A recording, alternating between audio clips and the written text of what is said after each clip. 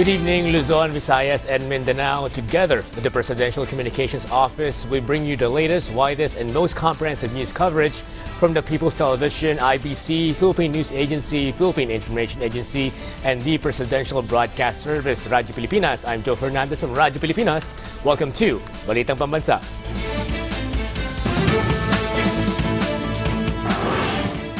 Tonight's headlines. Malacanang condemns former President Rodrigo Duterte's call for military action against President Ferdinand R. Marcos Jr., urging him to obey and respect the Constitution. The armed forces of the Philippines State's troops' loyalty lies with the Constitution, and they continue to adhere to the chain of command. President Ferdinand R. Marcos Jr. and the United Arab Emirates leader vowed to boost bilateral relations, forge cooperation in economy, trade, and others. Latest survey reveals President Ferdinand R. Marcos Jr.'s trust and satisfaction ratings rise in November. The government welcomes the S&P Global Ratings upgrade on the country's credit rating outlook to positive, citing the administration's improved and effective economic fiscal policies and trust in the chief executive's leadership.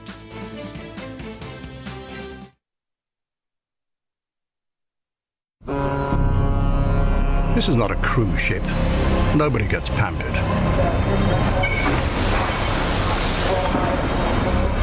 So imagine my surprise. Chief Officer Jasmine reporting, Captain. Container ships are tough assignments. You sail with monster cargoes and killer waves. You navigate using lights, depths, charts, instruments, and instincts, all at the same time. You always want the best. And I remembered. She is from the Philippines.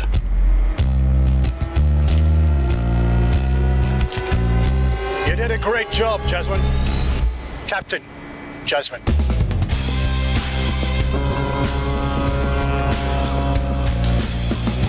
I am Captain Jasmine. I am the Philippines. PTV Consumer Watch, bantay presyo sa gasolina.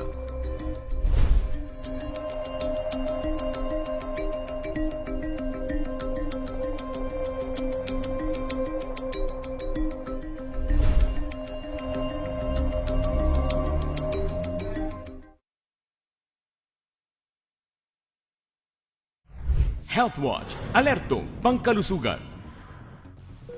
Mga paalalang pangkalusugan laban sa leptospirosis. Ang leptospirosis ay sakit na dulot ng Leptospira bacteria mula sa ihi ng infected na mga hayop. Naipapasa ito sa pamamagitan ng pagtalsik ng kontaminadong tubig sa mata, ilong at bibig, sa kontaminadong pagkain at inumin, at paglusong sa maruming tubig habang may bukas na sugat.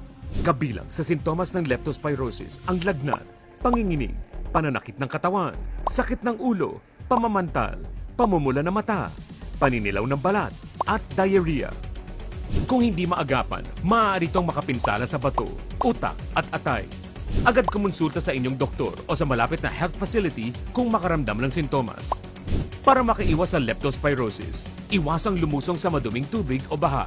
Gumamit ng bota at gloves kung kinakailangan. Maligo at magsabon agad kung nababad sa maduming tubig. Siguraduhing malinis ang inumin. Panatilihing malinis ang bahay at kapaligiran at ugaliin ang tamang pagtatapon ng basura. Tandaan, sa panahon ng sakit, dapat laging listo.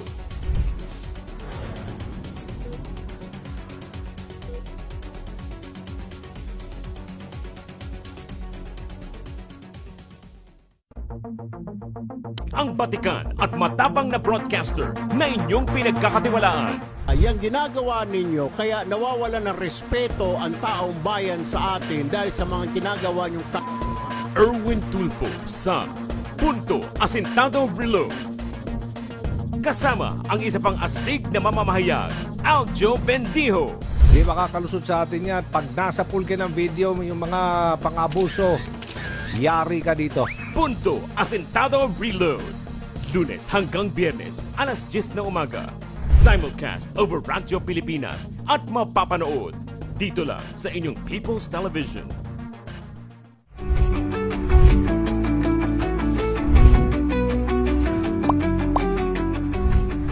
Mula pa noong 1998 ay bumoboto na ang mga Pilipino ng mga party list representative na siyang kakatawan sa ilang mga sektor o partido sa ating Kongreso.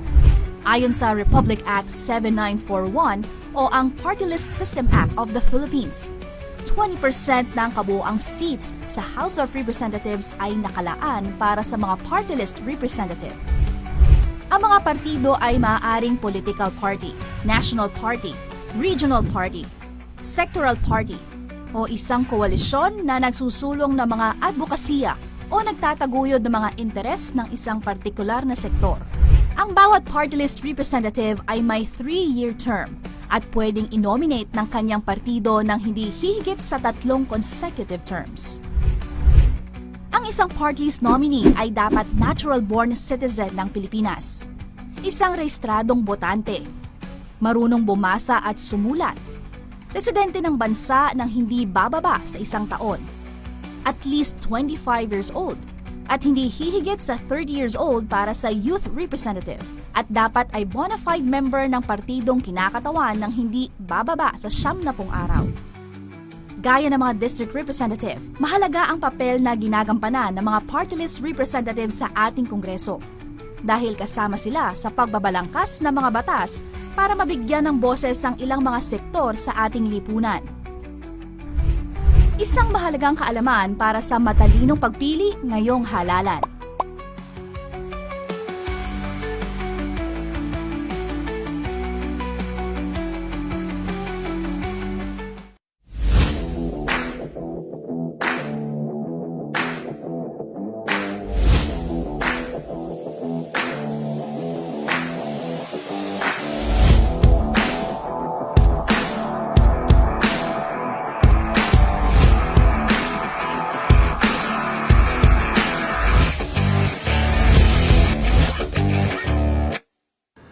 Mapapanood ang PTV sa bawat sulok ng Pilipinas, reaching millions of Filipinos across the country through the power of terrestrial TV. Abot na abot namin ang mga Pilipino para sa tapat na balita at impormasyon. Dito'y Cordillera, kan Intero ang Luzon. Da kami, timapangnamnamaan. Sa aton sa Visayas, wala kami mapugong sa pagpaabot sa unsang hitabo. Dini sa saad ngayuta, Mindanao, PTV, pirmi maminaw para sa paghatod sa balita. Broadcasting in Luzon, PTV4 Manila, PTV8 Cordillera, PTV4 Naga, and PTV4 Palawan. In the Visayas, PTV11 Cebu, PTV10 Dumaguete, PTV2 Guimaras, PTV8 Tacloban, and PTV12 Calbayog. And in the heart of Mindanao, PTV11 Davao City, PTV8 Cotabato, PTV7 Zamboanga, PTV11 Sibugay, PTV11 Pagadian, PTV48 Davao del Norte, and PTV8 Agusan del Sur.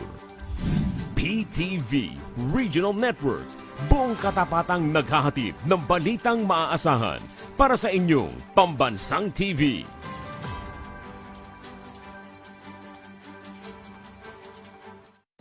Roadwatch, iwas disgrasya tips sa kalsada. Eyes on the road, kaibigan.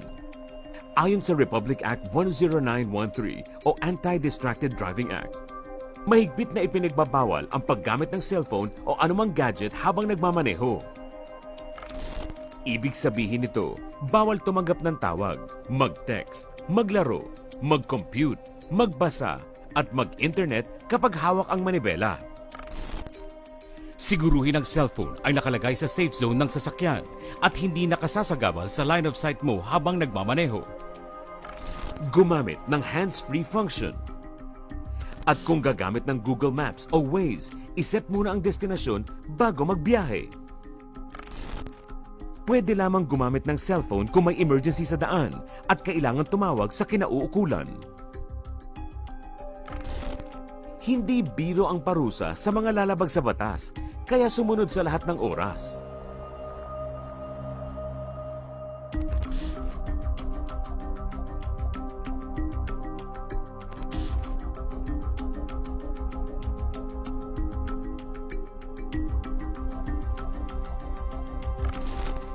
Kapag buhay ang nakataya, dapat listo sa kalsada. Roadwatch, hatid ng inyong PTV. Sa mga studio set na ito, unang nabuo ang mga programang tumatak sa mga Pilipino at naging bahagi ng kwento ng PTV sa mahaba nitong kasaysayan sa telebisyon. Bilang pioneer sa industriya, binuo ng PTV ang kauna-unahang morning show sa Pinoy television noong 1978 at unang humubog sa mga murang isipan sa pamamagitan ng mga premyadong educational program.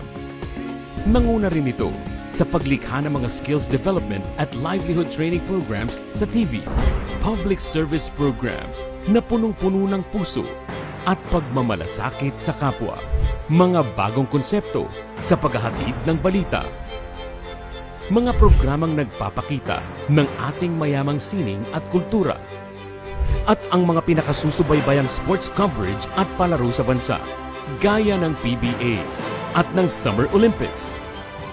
Magpahanggang ngayon, naging panata na ng inyong pambansang TV ang maghandog ng mga dekalibreng programa para sa panibagong henerasyon ng mga manonood. Ito ang PTV, ang pambansang TV sa Bagong Pilipinas.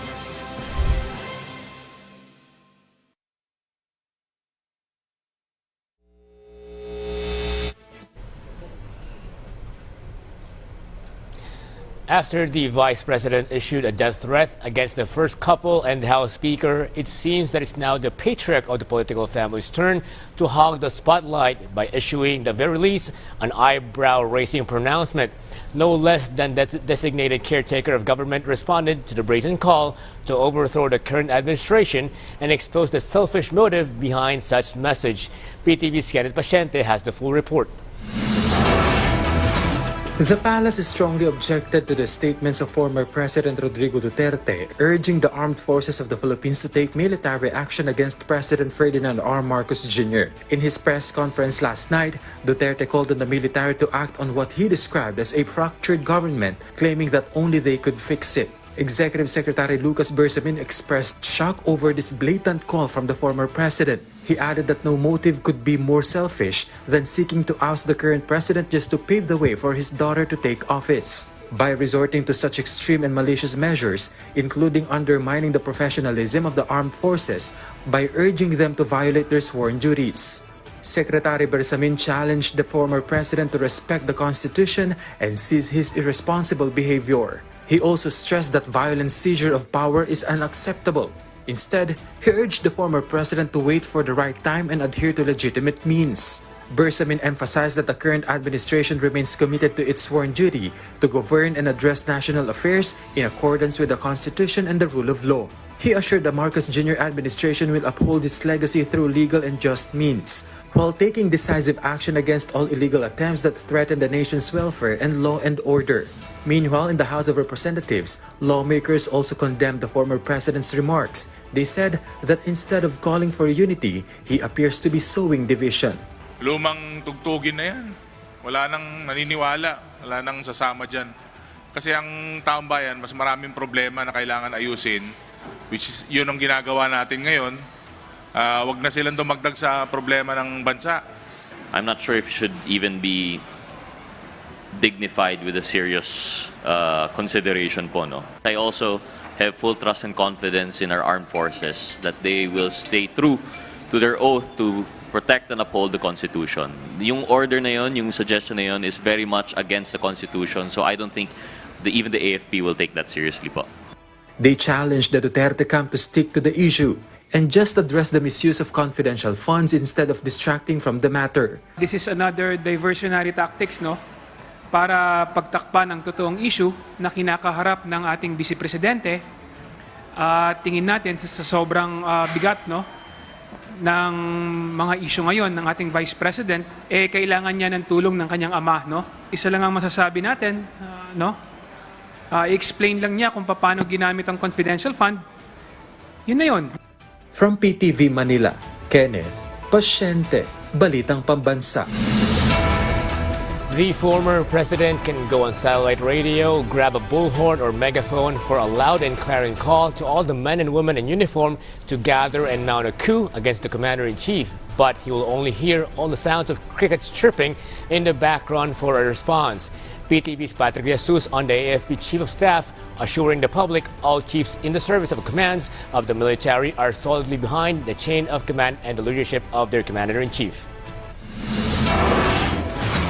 Amid the current political tensions, the armed forces of the Philippines shrugged off the need for a loyalty check within their ranks. AFP Chief of Staff General Romeo Browner Jr. had earlier urged soldiers to remain professional and continue fulfilling their duty to uphold the Constitution. At this point, sir, there is no need for loyalty checks. Our Chief of Staff has already stated that he trusts that each soldier will perform its mandate accordingly and remain professional. The AFP also appealed to steer clear or keep out of political issues following the statement of former President Rodrigo Duterte calling for military action. Ang ine-emphasize natin dito, sir, the Armed Forces of the Philippines is a non-partisan organization. We respectfully request that we are shunned away from political issues. The AFP assured the chain of command remains smooth and strong. It will remain intact and secured. We take pride in being military professionals. Meanwhile, the AFP is ready to cooperate in any investigation involving two of their officers mentioned during yesterday's House hearing on the alleged misuse of funds by the Office of the Vice President and DepEd. These officers are Colonel Dennis Nolasco, a security officer for DepEd, and Colonel Raymond Dante La Chica, head of the Vice Presidential Security and Protection Group. The confidential funds were allegedly disbursed to them, who've been summoned to explain further in the next hearing. Can categorically say they are active officers of the Armed Forces of the Philippines. Kung po ipapatawag sila sa investigasyon, makikipagtulungan po ang Armed Forces of the Philippines. From the People's Television Network, Patrick De Jesus, Balitang Pambansa. The Department of Justice or DOJ will investigate the statements made by former President Rodrigo Duterte that is allegedly encouraging the military to withdraw support to the Marcos administration. According to Radyo Pilipinas' report, Justice Undersecretary Jesse Andres said it's possible the former president will face a charge of sedition in relation to his pronouncements. There is no such thing as a fractured governance, whatever that means coming from the former president. And the military has no role whatsoever in civil governance except to protect the people. There is no remedy that can possibly come from the military because our courts are functioning. If there is any legal remedy, they need to exhaust. The judicial and legal processes are available. I do not know where the president is coming from, that a solution can be coming from the military. The Department of Justice is now collating evidence and studying possible charges that can be filed against Vice President Sara Duterte regarding the threats she issued against the first couple and the House Speaker. The most crucial piece of evidence thus far is the video on social media on the second highest official of the land's admission that she had already contacted an assassin to do the deed. PTV's Luisa Arispe has more. The Department of Justice confirmed the video of Vice President Sara Duterte indicating she has contacted an assassin for President Ferdinand R. Marcos Jr., First Lady Liza Marcos, and House Speaker Martin Romualdez is enough evidence as an admission to a crime. The DOJ said this will serve as admissible evidence, especially if she admits how serious she was on her pronouncements. Yun pong pag-amin o admission ng isang akusado ay admissible evidence laban sa kanya. And wala na pong kailangan na dagdag na proof to prove an admission kapag yan po ay napatunayan. Sa kanya po nanggaling yung pag-aamin na siya ang kumuha ng tao na papatay sa 3 opisyalis. Kaya po self-confessed mastermind ang tawag natin sa kanya. Likewise, the DOJ is now leaning on its legal experts to study whether to file cases of libel, defamation, grave threats, and even a disbarment case against VP Sara. Another official of the department said most of these cases will rely on her video, a copy of which is in safekeeping by the DOJ as well as the social media site. Pwede siyang masampahan ng libel, defamation, maaari din grave threats dahil sa mga banta niya. At pinag-aaralan din yata ngayon ang pagsasampa ng disbarment laban kay VP Sara bilang siya ay isang abogado, and it will be considered unethical yung mga ganawa niyang pagbabanta. The DOJ also believes finding the alleged assassin could well be relevant evidence. The PNP-CIDG vowed to look for leads or indicators to find the assassin. We will give them the assistance and the other information. Walang personalan nito, no? We are not looking at personalities at this point. We will be looking at the information, and then kahit saan man yan at kahit ano pang apilyado ng mga yan, titingnan natin ng equal. Of course, may mga indicators tayong tinitingnan na magbibigay sa atin ng direction kung saan ang emphasis dapat at patutunguhan ng ating investigasyon. Meanwhile, the Supreme Court on the other hand announced today it received an anonymous complaint for the disbarment of VP Sara. Supreme Court spokesperson Attorney Camille Ting said the complaint was dated October 24, but they have received a letter just this month. The basis of the complaint was the earlier pronouncement of VP Sara, where she said she would dig out the body of former President Ferdinand E. Marcos Sr. The Supreme Court has yet to act on the complaint. Luisa Erispe from the National TV for a new and better Philippines. Agents of the National Bureau of Investigation, or NBI, have already served a subpoena against Vice President Sara Duterte at her office in Mandaluyong City. The subpoena was issued in connection with the threats made against President Ferdinand R. Marcos Jr., First Lady Liza Araneta Marcos, and House Speaker Martin Romualdez. Government agents served a subpoena to the office of the Vice President's headquarters before 12 noon. The subpoena states the second highest official of the land should appear before the NBI headquarters on November 29 to be given a chance to explain her earlier pronouncements. Chief Presidential Legal Counsel Juan Ponce Enrile, who is also a former Senate President, weighed in on the recent statements made by Vice President Sara Duterte. The former Senate President appealed to cool it down, on quote, saying that the less we talk about it, the better. Enrile attended today's Senate hearing as senators honored him through a resolution. I think the less we talk about that, the better. I guess we are one country, one people. We have to fight our political debates in a very straightforward manner. Let us cool it down for the sake of the country. Support for the president has grown substantially and quickly as the video of Vice President Sara Duterte's rant over the weekend went viral. The president has maintained patience, reticence, and non-confrontational approach against the combative and insolent style of the vice president in her verbal assaults that has endeared him even more to the public amidst the vice president's threats, as PTV's Melanie Moras reports.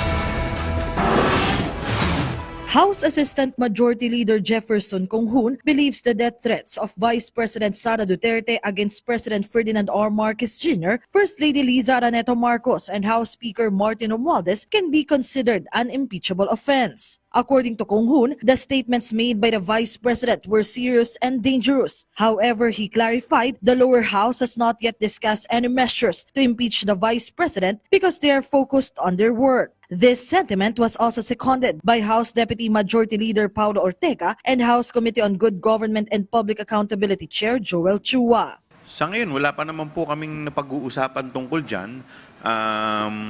Basta kami po, tinutuloy pa lamang po namin itong trabaho. Siyempre, ang goal namin, matapos na yung hearing sa investigation para yung mga policy recommendations, yung mga bagong batas, saka yung mga amendments at yung mga possible po na na findings natin, mai-submit po sa mga kaukulang ahensya. Yun po ang number 1 talaga na priority ng committees. As of now, more lawmakers have expressed support for the administration amid the threats and criticisms from the Vice President. In a statement released by congressmen who are members of the Partido Federal ng Pilipinas, led by presidential son and House Senior Deputy Majority Leader Sandro Marcos, they strongly condemned what they described as an attack on the country's democracy. They also rallied behind the House Speaker. Even local officials expressed support for the President and the House Speaker, like in Eastern Visayas, where several congressmen and mayors issued a joint manifesto. At present, authorities are investigating the threats made by the Vice President, which the lawmakers support. From PTV, Melalas Moras, Balitang Pambansa. The League of Municipalities of the Philippines fully supports the Marcos administration and its goals for national progress.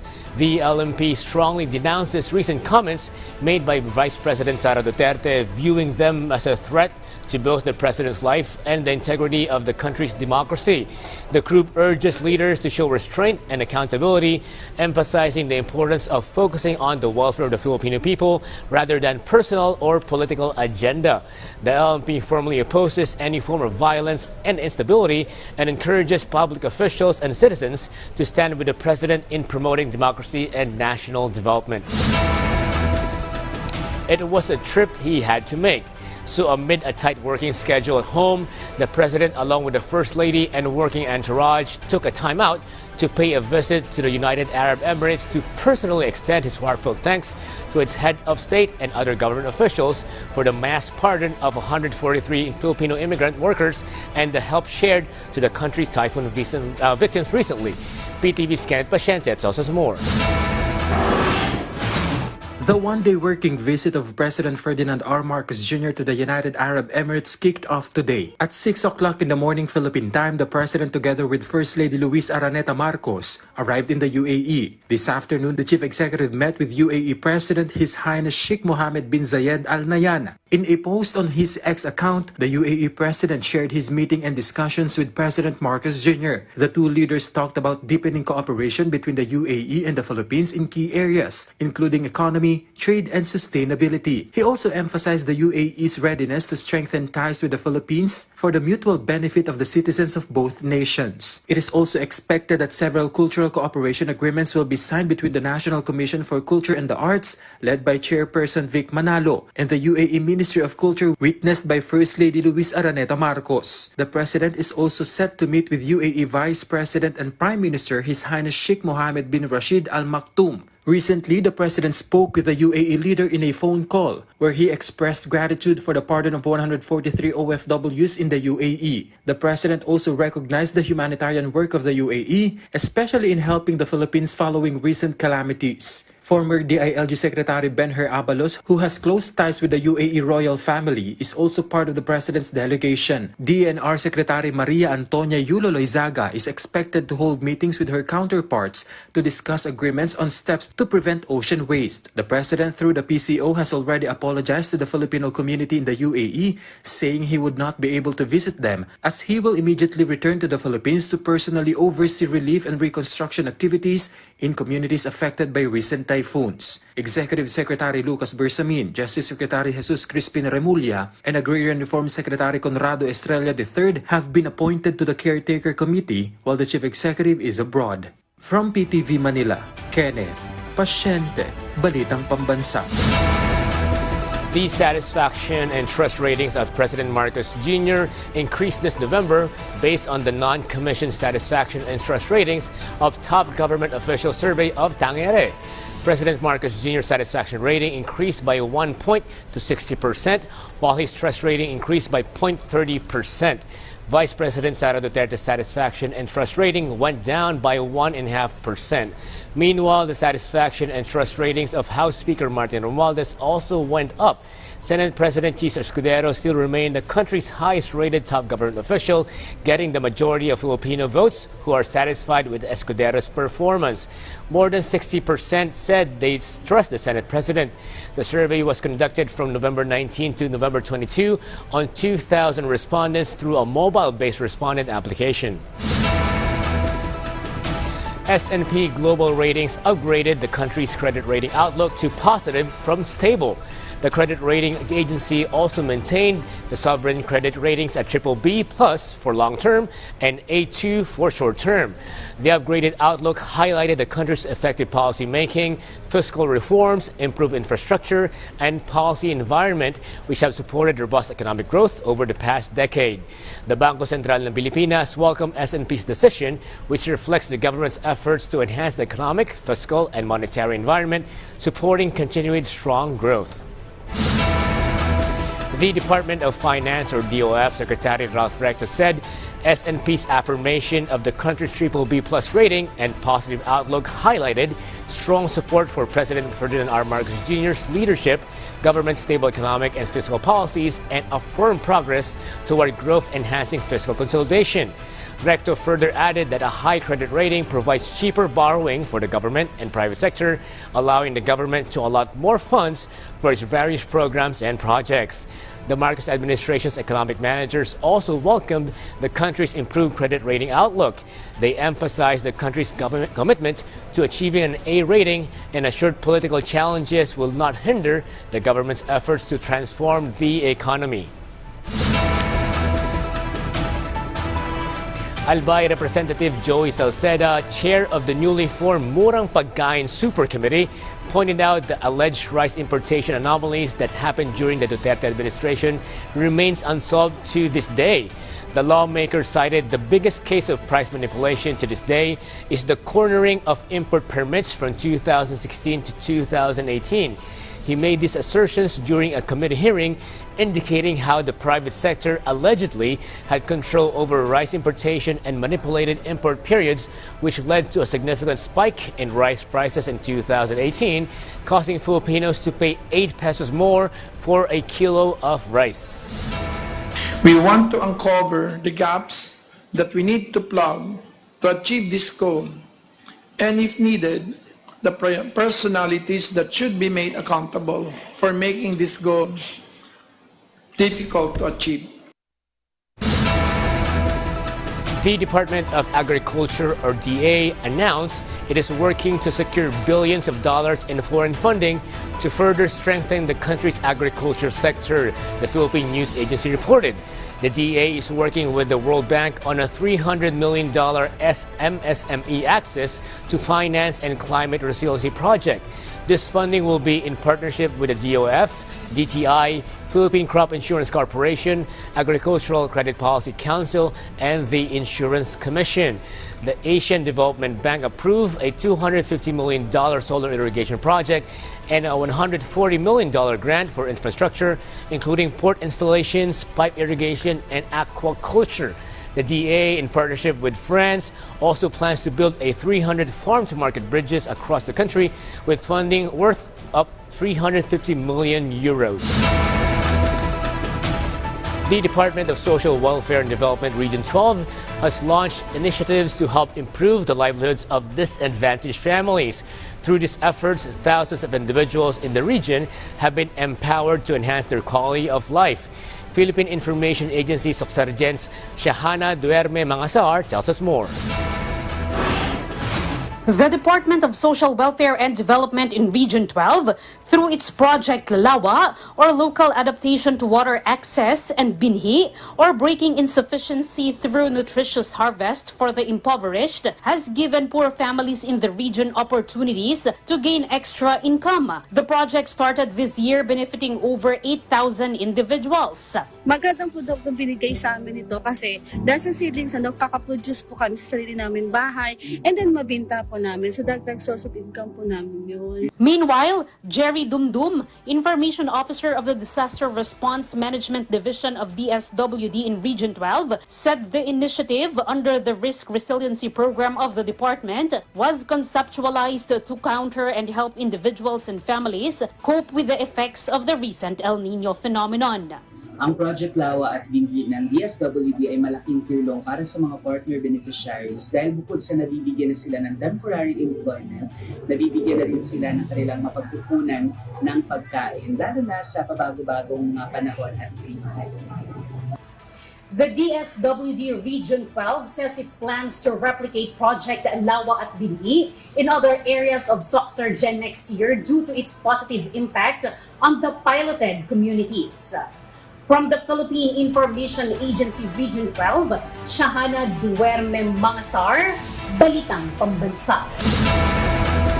The ASEAN Social Security Association, or ASA, elected Government Service Insurance System, or GSI's President and General Manager, Jose Arnulfo Veloso, as its new chairperson. According to Philippine News Agency's report, Veloso will oversee the organization's initiatives to integrate social security systems and enhance service delivery throughout Southeast Asia. The Southeast Asia social security leaders are urged to create a regional framework that allows people to carry their benefits when moving between countries. Malaysia's Social Security Agency Perqueso Deputy CEO Edmund Chong Pek Huang stated ASEAN should lead the world in social protection that transcends borders. Furthermore, the Government Service Insurance System, or GSIS, said the $1.3 trillion collective assets of the ASEAN Social Security Association members significantly shape global capital markets, highlighting the financial strength and underscored the agency's influential role in shaping global economic trends. Students get to learn and explore more about the solar system and engage in several activities lined up during the first mobile planetarium experience. Philippine Information Agency Cordilleras Christian Alister Tubadeza tells us the full details. More than 200 Abreñan students from multiple district schools enjoyed immersive learning about the solar system during the first mobile planetarium experience in Abra held at Rosalio Duarte National High School in Dolores. They enjoyed various learning activities such as the digital sky experience, 3D film viewing, manipulative exhibits, and a rare experience of hands-on observation with authentic meteorite fragments. I-Experience Specialist Abigail Injas said that the mobile planetarium brings an in-depth detail with astronomy to teachers, students, and parents. Expect po ng ating mga parents, teachers, and pupils that they will be having an exploration not only by the space, pero po they will be also exploring our science and technology. We will be having 14 gadgets na mamanipulate ng ating mga bata. Along that, we also have a bonus activity which is an introduction of astronomy sa ating mga mag-aaral. The Sky Experience is one of the main highlights of the mobile planetarium. It provides an opportunity for students to grasp astronomical concepts through a 360 degrees interactive projector. This initiative is a partnership between the Department of Education and private organization I-Experience to deliver more interactive and premium educational materials and activities that will boost students' intellect. Christian Alicer Tobadez of PA Cordillera, Balitang Pambansa. Young cyclists pedaled their way to victory as the second day of Batang Pinoy 2024 cycling competition goes in full circuit. Radyo Pilipinas 2 sports correspondent Dennis Hilanga has more. Cycling truly runs in the blood of Iris Dormitorio as she defended her title in the Batang Pinoy cross-country Olympic mountain bike event by winning the gold medal in the girls 12 to 13 class on Monday morning. The sister of former SEA Games medalist Ariana Evangelista, who hails from Quezon City, crossed the finish line in 25 minutes and 4.74 seconds, outclassing rivals from Baguio and Vago cities, who both failed to complete the 7-lap course. Meanwhile, it was sweeter the second time around for Davao City's Shaira May Rizalado, who finally won her first gold medal after failing to do it last year. She clocked 31 minutes and 1.33 seconds in the 14 to 15 division, which was 56.53 seconds far away from silver medalist Cristel Galinato of La Union and Rian Kalimlim of Baguio City. In criterium, Isabel Nicole Hamero of Iloilo City is finally a Batang Pinoy champion for her golden act in the 12 to 13 girls division following the best time of 24.48 seconds. She beat Lauren Tan of Ormoc City and Joanna May Armendez of La Union, who took the silver and bronze medals respectively. In the boys 12 to 13 category, it was a photo finish between Candon City's Ralph De Malanta and Kurt Hirang of Batangas as they were separated only by a second. De Malanta took the gold after registering 23 minutes and 58 seconds, while Hirang settled for the silver at 23 minutes and 59 seconds. De Brasil Harid of General Santos City got the bronze medal. For RP2 Sports, Dennis Hilanga, Balitang Pambansa.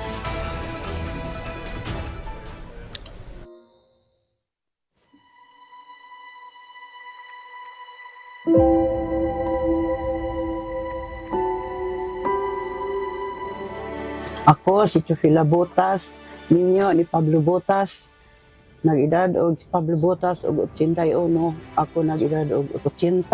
Kaagigid mi diri nga magkaon og balanghoy nga raspahon ra namo. Unya magkuan og kamuti. Isagway bugas, nabuhi rami. Naana na pod, nakakaton rami ani. Aning kamot lang gihapon mi, bahala og wala pay titulo. Aning kamot lang gihapon mi nga makapanginabuhi ni aning iriya nga among bitikan. Kaya nisalig naman gid maayo sa agrarian na mauna na'y among maangkon pohon.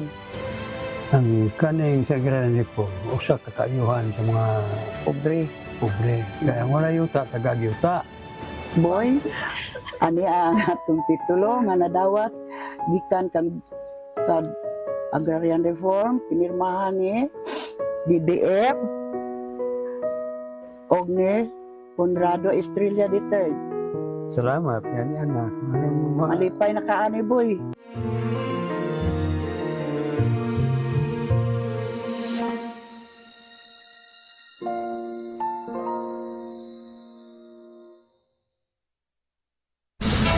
And that concludes our rundown of the latest, widest, and most comprehensive news and information from all across the nation. This is your trusted news source, always ready to inform and serve the Filipino people.